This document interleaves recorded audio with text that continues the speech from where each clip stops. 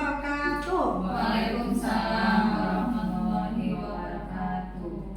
Alhamdulillahirabbil alamin. Allahumma sholli ala sayyidina Muhammad wa ala ali sayyidina Muhammad.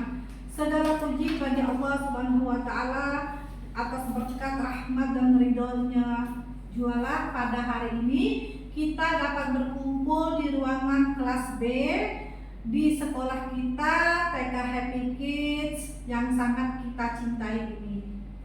Salawat dan salam kita curahkan kepada junjungan kita Nabi Muhammad Sallallahu Alaihi Wasallam hingga akhir zaman, dan semoga kita mendapatkan rahmat di yaumil akhir. Amin ya rabbal alamin. Saya ucapkan terima kasih kepada Kepala Sekolah TK Happy Kids Ibu Rafika yang atas motivasi dan dukungannya, dan juga saya ucapkan terima kasih kepada guru-guru TK Happy Kids, teman sejawat saya, dan juga admin TK Happy Kids.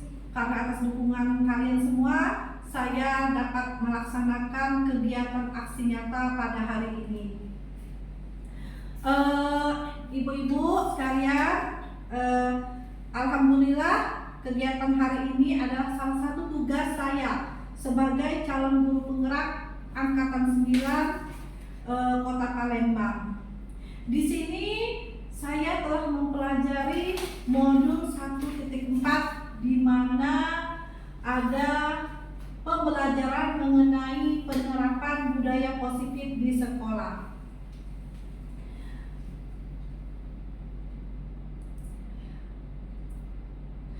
Untuk itu, ibu-ibu, mari kita bersama berkolaborasi, saling mendukung demi mewujudkan budaya positif di sekolah kita, Happy Kids yang sangat kita cintai ini. Nah, ibu, di sini ada konsep inti budaya positif. Jadi budaya positif itu apa ya ibu? Kita kan kalau sering dengar budaya positif itu bahwa budaya itu seperti kesenian ya, kalau kita sekolah dulu. Nah, ternyata di kurikulum Merdeka ini ada yang namanya budaya positif.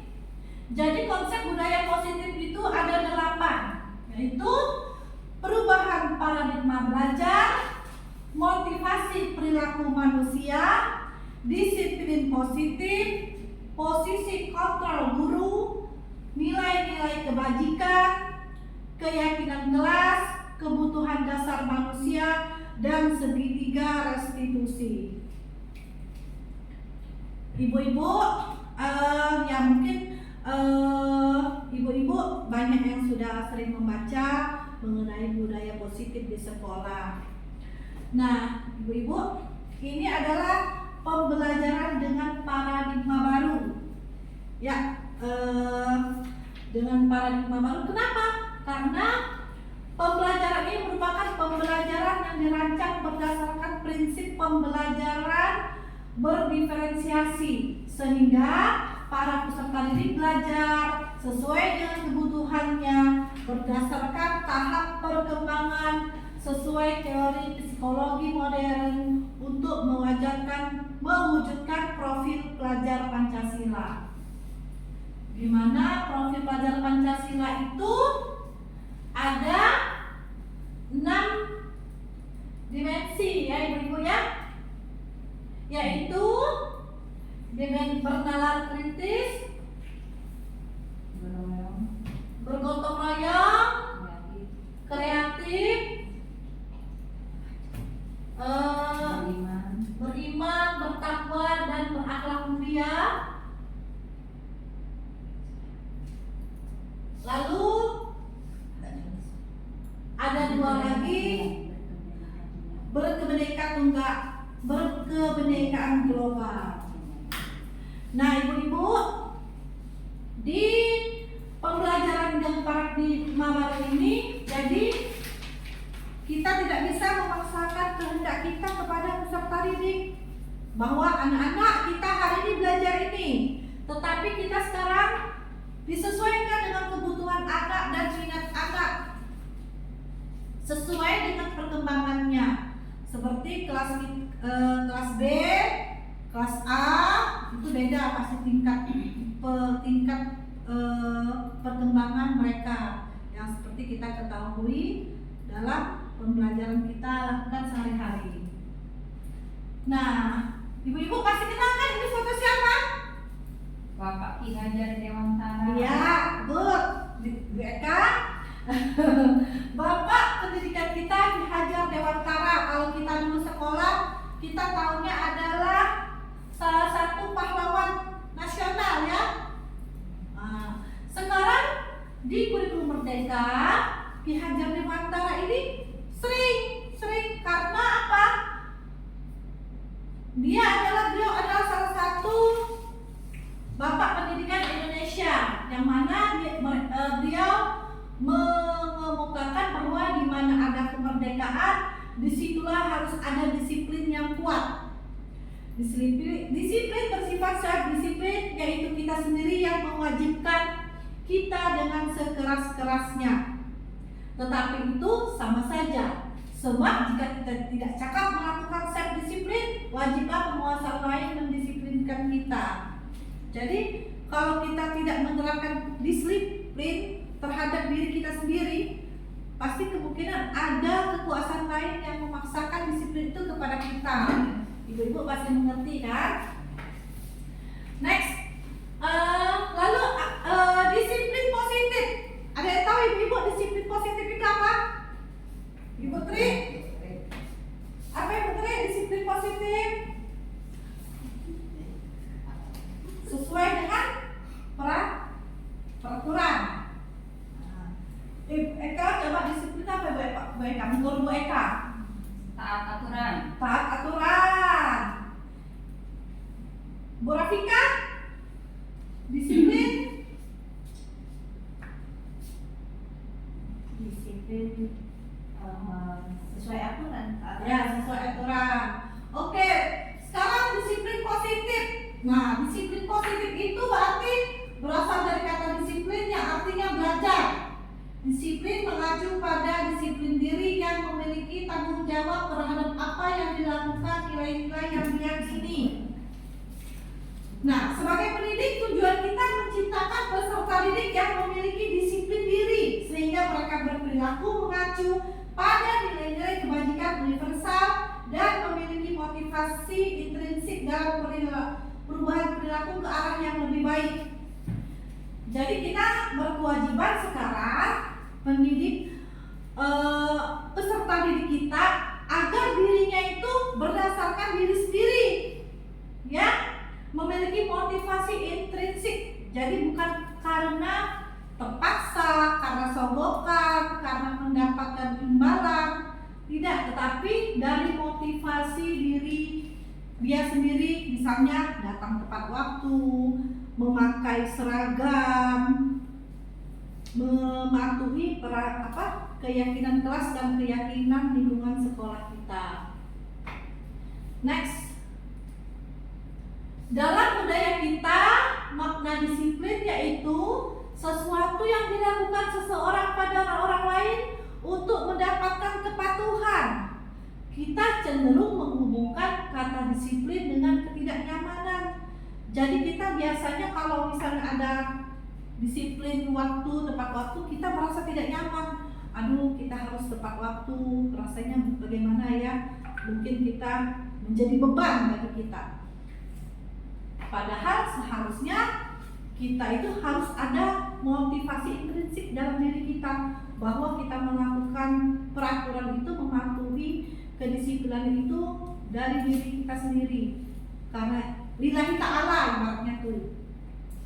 Nah, disiplin positif merupakan salah satu cara penerapan disiplin yang bertujuan untuk menumbuhkan kesadaran serta memberdayakan anak untuk melakukan sesuatu tanpa sogokan, ancaman maupun hukuman.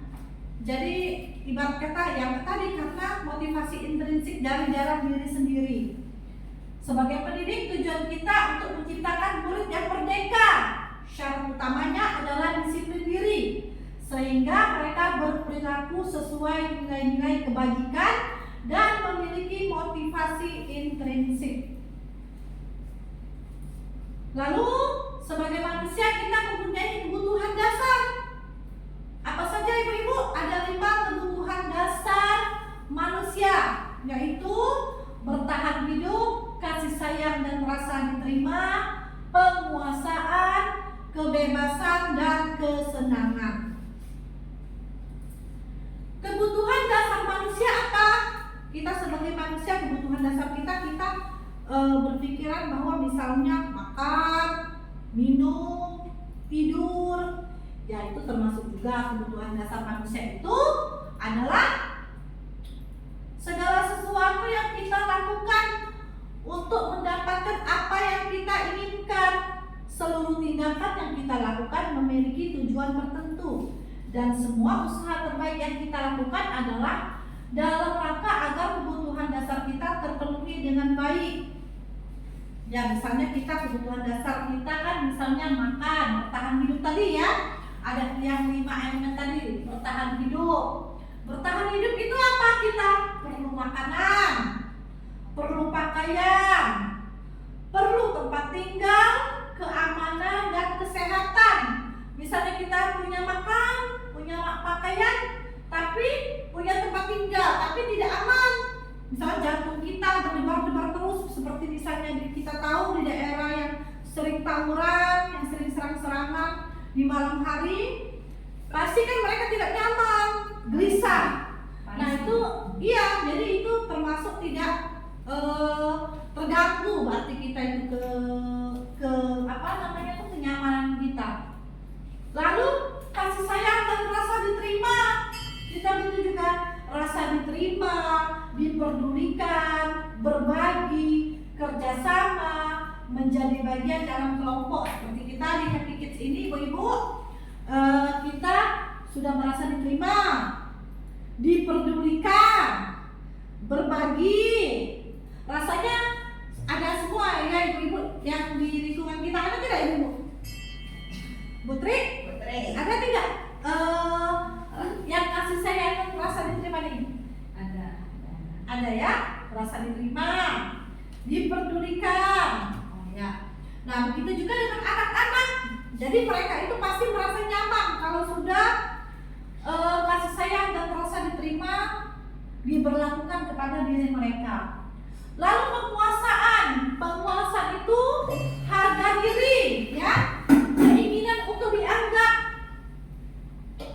dianggap memimpin, berprestasi, diskusi dan didengar. Jadi seperti saya ini, kalau saya ngomong-ngomong ini didengar untuk berdiskusi ini ya. Jangan cuma misalnya seperti ada orang ngomong masuk kuping kanan mantul lagi.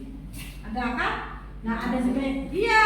Jadi itu berarti lewat saja seperti angin berlalu. Jadi kalau misalnya di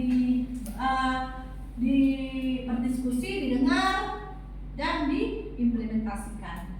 Lalu kebebasan, ya, kebutuhan dasar manusia itu bebas. Seperti kita ini kan manusia bebas, mandiri, memiliki pikiran, mencoba hal baru. Nah seperti saya ini mencoba hal baru karena saya jadi CGP. Jadi saya mencoba hal baru, jadi termasuk saya ini manusia bebas. Coba kalau misalnya saya tidak bebas, bisa terkurung, jangan sampai ibu-ibu ya, terutama saya tidak bisa melakukan hal yang baru dan mampu mengendalikan arah, tentu saja arah yang baik. Lalu kebutuhan dasar manusia itu kesenangan. Siapa yang tidak pengen senang ibu-ibu? Ada nggak di antara kita yang pengen susah? Tentu saja tidak ada. Kita butuh kesenangan. Ternyata kesenangan itu dengan bermain, dengan rasa humor dan antusiasme tertawa. Ya, berarti antusiasme itu termasuk kesenangan ya ibu-ibu ya? Iya. Lalu tertawa, gembira, happy. Alhamdulillah ya ibu-ibu, semua 5 kebutuhan dasar manusia ada pada kita, dan semoga pada anak-anak didik kita juga. Nah, motivasi perilaku manusia, ibu-ibu. Jadi kita sebagai manusia pasti memiliki motivasi. Seperti Putri memiliki motivasi apa Putri? Coba.